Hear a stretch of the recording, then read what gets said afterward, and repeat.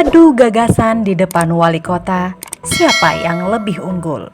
Sesuatu yang menggembirakan dan menarik untuk dicermati dari 3 calon presiden menuangkan isi kepala dalam gagasan penataan kota di depan ratusan wali kota se-Indonesia di panggung APEKSI, Asosiasi Pemerintahan Kota Seluruh Indonesia.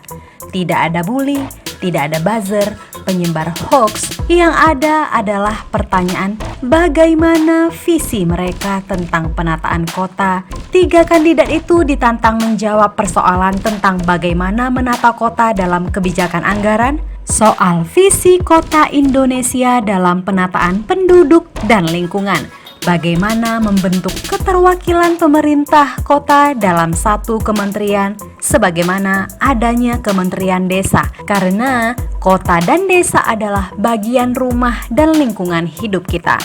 Pertanyaan ini penting sebagai question tag. Apa benar mereka punya konsep mumpuni tentang pemerintahan kota yang sebahagian sumber daya manusianya berada di perkotaan? Ratusan wali kota itu akan berpikir ulang tentang kehadiran mereka.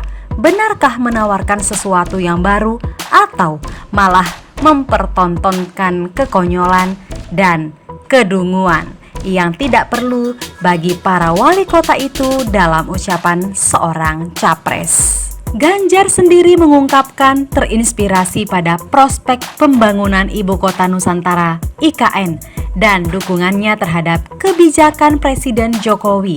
Sementara Prabowo lebih bermain kata-kata tentang pujian program industri Presiden Jokowi, tentang program hilirisasi nikel dan kelapa sawit.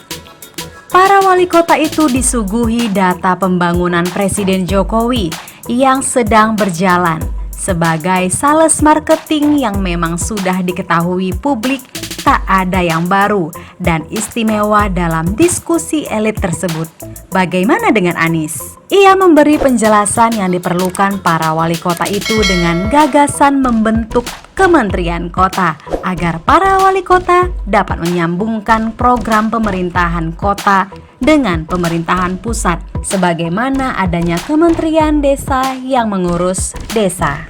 Satu poin ini terlihat Anies mampu menghadirkan kebutuhan para wali kota itu dalam forum eksklusif dari seorang capres brilian dalam kemampuan memecahkan masalah.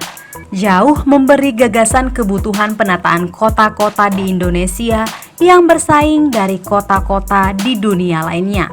Kawasan perkotaan adalah wilayah yang mempunyai kegiatan utama non-pertanian.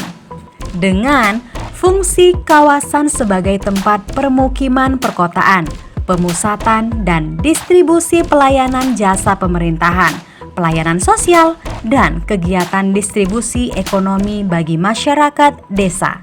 Jika Indonesia mau maju, jawaban strategisnya justru ada di kota. Dari sinilah dimulai strategi distribusi pembangunan, sehingga mengembang sampai ke desa, baik secara alami maupun ekspansi, sehingga mencapai kemajuan Indonesia secara merata. Ide perubahan Indonesia ini betul-betul dikerjakan sesuai dengan ruh kemerdekaan menuju keadilan sosial bagi seluruh rakyat Indonesia.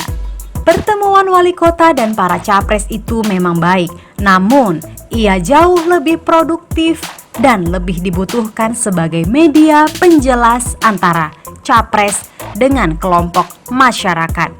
Demokrasi yang digiring melalui parlemen jalanan karena disumbat oleh ketakutan rezim yang menjadikan pembangunan milik elit bukan kelompok masyarakat. Jika pemimpin yang membawa ide bukan membawa janji yang diperjualbelikan di pasar hoax, akan memperoleh dukungan rakyat. Sepertinya Anies tidak takut dengan tidak dipilih atau dipilih, tapi ia takut jika idenya disumbat rezim yang memang tidak mempunyai ide brilian tentang Indonesia untuk masa depan.